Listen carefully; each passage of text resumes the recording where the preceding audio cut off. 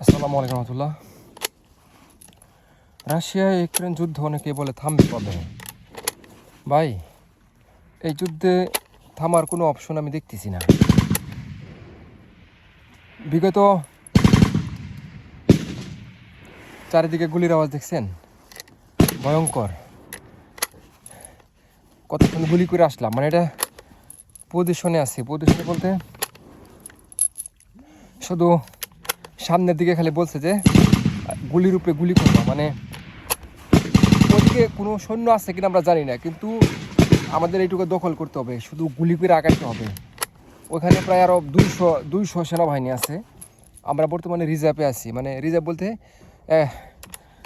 আমরা প্রায় 6-8টা ম্যাগাজিন খালি করছি। আর ওইদিকে পুলি মিউটরতে বরফ দিয়ে খালি গুলি করতেছে, মানে সোজা কথা এর থেকে প্রায় 30 কিলোমিটার দখল করতে হবে অল্প দিনের ভিতরে। মানে পুতিনের মানে কী ডিসিশন জানি না, কমান্ডার নির্দেশ দিচ্ছে এইটুকু টাকা দখল করতে হবে। এখন শুধু সামনের দিকে গুলি করতেছে, 500 মিটার 100 মিটার এরকম করে আগাইতেছে।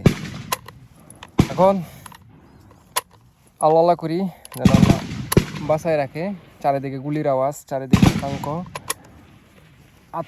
বন্ধুটাও সমস্যা দিছে, বন্ধুটা ঠিকঠাক মতো কাজ করতেছে না। একটা করে ফায়ার করতেছি, একটা করে গুলি করতেছি আর একটা করে ধাক্কা দিতে হইতেছে, মানে এটা জ্যাম হয়ে গেছে, কাজ করতেছে না ঠিকঠাক মতো। তো যারা এখানে আসতে চান দয়া করে এই ভুল করবেন না। অনেকে আসতে চান যে ভাই বাঁচতে 5 লাখ টাকা 6 লাখ টাকা ঋণ মারিতে মানুষের, ঠিক আছে, 5 লাখ 6 লাখ টাকা ঋণ ও মনে করেন যুদ্ধ আসতে চাই বলদ, কথা বুঝছেন। আমি মনে করি 5-6 লাখ টাকা ঋণ কোনো ঋণ না। অন্যভাবে কাজ করেন, অন্যভাবে কাজ করলে বেশি দিন সময় লাগবে না এটা দিতে।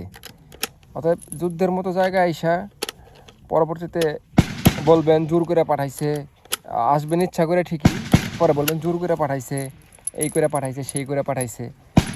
এখন যারা যুদ্ধে আসবে, আমি মনে করি এখন যারা আসবে এগুলো সব নিজের ইচ্ছায়, এখন আর প্রতারণা করার কোনো সুযোগ নাই। প্রথমে প্রতারণা করছে এজেন্সিগুলো, কিন্তু এখন আর প্রতারণা করার সুযোগ নাই, কারণ এখন সবাই জেনে গেছে, সবাই বুঝে গেছে কোথায় কি হবে বা কোথায় কি হইতেছে, এটা সবাই জেনে গেছে। অতএব এখন আর কাউরে প্রতারণা করার কোনো সুযোগ নাই। এখন যারা আসবে আর কান্নাকাটি করে ভিডিও দিবে, এটা মনে করবেন সরাসরি ভুয়া, কেউ তাদের প্রতারণা করে নাই, নিজের ইচ্ছে আসছে।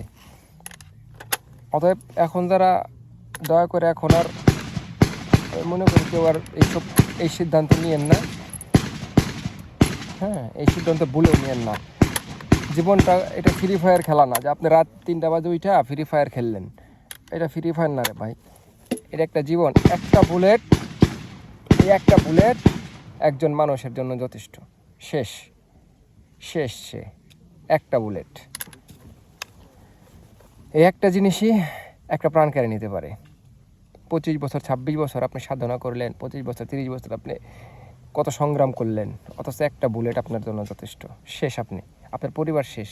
আপনি শেষ মানে আপনার পরিবার একটা, আপনার এতিম, আপনার সন্তান এতিম।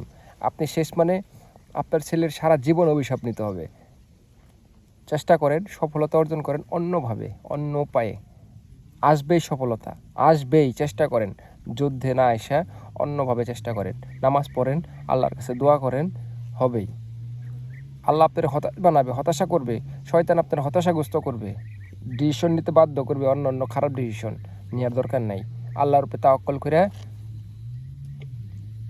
ধৈর্য ধরেন, সফলতা আসবে ইনশাআল্লাহ।